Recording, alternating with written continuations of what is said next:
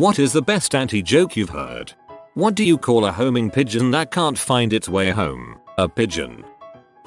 Man walks into a pub and requests a pint of Guinness only to be told by the bar staff, "I can't give you a pint of Guinness. The bats will get you." Confused by this, he heads a few doors down to another pub and to his astonishment is told the same thing. "I can't give you a pint of Guinness. The bats will get you." He then sets out to every pub and drinking establishment he sees, being told the same mantra over and over again. "I can't give you a pint of Guinness. The bats will get you." He then travels all across the country with no progress. He is determined to have his foamy black stout if it's the end of him. He spends 2 years traveling the world, but every last place says the same thing. "I can't give you a pint of Guinness. The bats will get you." Until one day, when he has a huge beard and a hungered and determined demeanor having taken him over, he finds a place on the water in Vietnam. He is certain that this is the final stop. It's now or never. He requests the Guinness for the last time, and to his overwhelming surprise and delight, it begins to get poured. Just as he waits for it to settle, he looks back on his long journey and feels complete. This pint will taste sweeter than anything he will ever consume again. He lifts the pint to his lips, then the bats got him. This one is new to me. Love it. Why did the chicken go to jail? Crimes. Gets me every time. This honestly sounds like something from a game of Cards Against Humanity. What did my grandpa say before he kicked the bucket? "Hey, watch me kick this bucket." 3 blind men walk into a bar, but they are unaware of their surroundings, so to derive humor from the situation would be exploitative. Bill Bailey. Why can't you hear a pterodactyl go to the bathroom? Because they're extinct. Unlike velociraptors. Ask me if I'm a fire truck. Are you a fire truck? What's the worst thing about 4 black guys in a Cadillac driving off a cliff? They were my best friends. Upvote for sadness.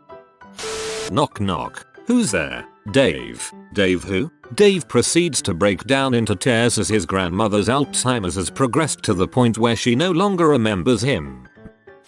A guy is walking down the street and he sees a man with a giant peach for a head. His curiosity gets the best of him and he says, "Sir, I've got to ask, and I know you hear this all the time, but what happened to you?" The man with the giant peach for a head says, "I was walking along the beach and I saw something half buried in the sand. It looked like a magic lamp, and I thought it was a joke. I rubbed the lamp and a genie came out and said I had 3 wishes. For my first wish I said I wanted to be rich. Suddenly there were piles of money all around me, stock certificates, gold bars. It was insane. Then I said I wanted to have a beautiful woman fall in love with me. This woman came running through the surf. She was wearing a bathing suit and she looked incredible. She ran right up to me and begged me to marry her. Then, for my 3rd wish, I wanted a giant peach for a head." This story is much better when it's 10 minutes long. A horse walks into a bar. The bartender asks, "Why the long face?" The horse, unable to speak because it's a horse, shoots on the floor and leaves. I like this one.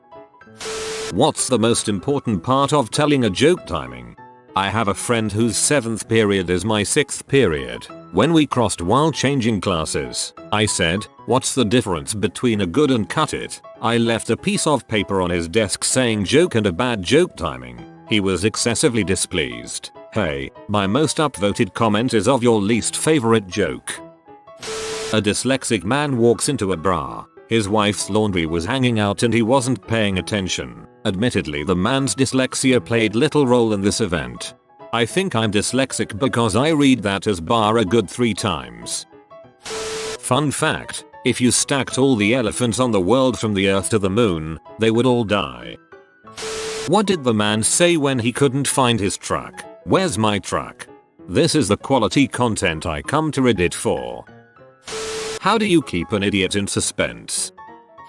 I say this whenever someone is over and asks to use my bathroom. It's so stupid that I'm proud to announce I made it up. Guest, can I use your bathroom? Me. What's the difference between a rhinoceros and a roll of toilet paper? Guest, I don't know. Me. Well, if you don't know, I sure as heck ain't letting you use my bathroom. What's the worst thing about being a black gay cop? The discrimination. 99. Why can't Helen Keller drive? Because she's dead. Two clowns are eating a cannibal. One clown looks at the other and says, I think I started this joke wrong. A horse walks into a bar. Bartender asks, why the long face? The horse says, I have cancer. Back in the 90s. A baby seal walks into a club. Yes, Petter, this one right here. What did Batman say to Robin before they got into the Batmobile? Robin, get in the Batmobile. How you make antifreeze? Hide her nightgown. Oh wait, that's an auntie joke. A priest, a shaman, a boy scout and a senator are all on the same airplane. They arrive at their destination late due to inclement weather, but the flight is not otherwise noteworthy. A man walks into a bar. He is an alcoholic and it's destroying his family. Two men walk into a bar. The third one ducks. An owl and a field mouse are sitting on a branch when a farmer walks by below. The owl turns to mouse and says nothing because owls can't talk. The owl then eats the mouse because it's a bird of prey. How do you make a plumber cry? Kill his family. I don't know why this one got me, but dang it did, lol. A poor cowboy buys the only horse he could afford, one that has its commands messed up. He'll go when you say whoa and stop when you say giddy up, instructs the seller. The cowboy sets off riding the horse, feeling silly for saying whoa. As he rides further, he sees an upcoming cliff. He commands the horse to stop by saying whoa, but the horse only picks up speed. Panicking, the cowboy screams whoa, but the horse only goes into a full gallop. Then the cowboy remembers and tries saying giddy up. The horse comes to a complete stop mere inches from the edge of the cliff. The cowboy brushes the sweat from his forehead and says, whoa, that was close. The horse, possessing survival instincts, knew better than to run off a cliff, and the cowboy did not face any repercussions for his poor choice of words. Ho ha ha. What do you get when you cross a cow with an octopus? A visit from the Scientific Professional Ethics Committee and immediate withdrawal of your grant funding. I have the heart of a lion and a lifetime ban from the zoo. Your mama is so fat, she has a significantly increased risk of heart disease. What's orange and flies through walls? Exclamation point, a magic orange. Two nuns riding bicycles down a cobbled street. First nun says, I've never come this way before. Second nun says, no, there are roadworks so we've been diverted. I think one of the main reason I love anti-jokes is that when it's about a joke I never heard, I love imagining the original joke. Why did the chicken cross the road? To get to the other side. Oldest anti-joke on record. It's true, I had things to do over there.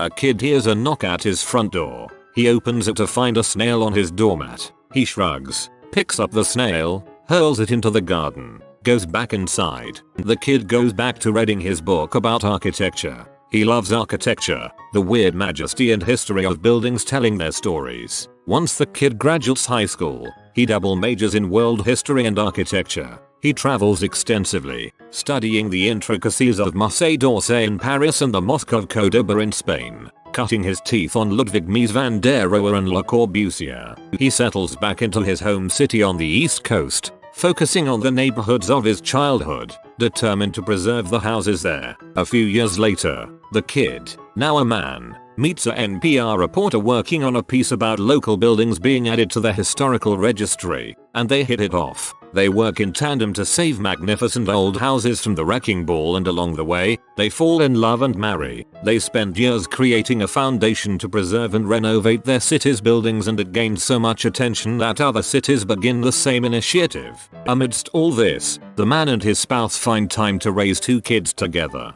Many years later, the couple decide to retire to Amsterdam, where their grown children will often come to visit and share their own projects with their parents. Before they leave the country, the man decides to revisit his childhood home one more time before the realtor completes the paperwork. The man wanders from room to room of his former home, observing the motes of dust and the beams of sunlight that illuminate the hardwood floors. He muses on the immutability of time, how our memory interprets it, and wonders how his children and grandchildren will remember their own childhood homes. Will it visit them in dreams, the way his old house did? There's a knock at the front door. The realtor is early. He goes to answer it. There's a snail at the front door who looks up at the man and says, "What the frick was that for?"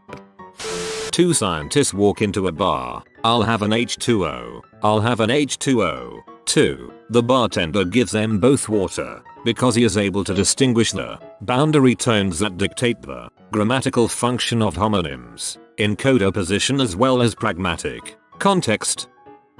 Why does Snoop Dogg carry an umbrella in case it rains? What do you call a kid with a lisp, freckles, and glasses? Answer: names. It's really cool that you can cover up names. 3 guys are walking through the woods when they find a lamp. One of them picks it up, rubs it, and out pops a genie. It booms: "You have finally freed me after all these years, so I'll grant each one of you 3 wishes." The first guy immediately blurts out, "I want $1 billion. Poof. He is holding a printout that shows his account balance is now in fact $1,003,50. The second man thinks for a bit, then says, "I want to be the richest man alive." Poof. He is holding papers showing his net worth is now well over $300 billion. The third guy thinks even longer about his wish, then says, "I want my left arm to rotate clockwise for the rest of my life." Poof. His arm starts rotating. The genie tells them it's time for their second wish. The first guy says, "I want to be married to the most beautiful woman on earth." Poof. A stunning beauty wraps herself around his arm. The second guy says, "I want to be good looking and charismatic, so I can have every girl I want." Poof. His looks change and the first guy's wife immediately starts flirting with him. The third guy says, "I want my right arm to rotate counterclockwise until I die." Poof. Now both his arms are rotating in opposite directions. The genie tells them to think very carefully about their third wish. The first guy does, and after a while says, "I never want to become sick or injured. I want to stay healthy until I die." Poof. His complexion improves. His acne is gone and his knees don't bother him anymore. The second guy says, "I never want to grow old.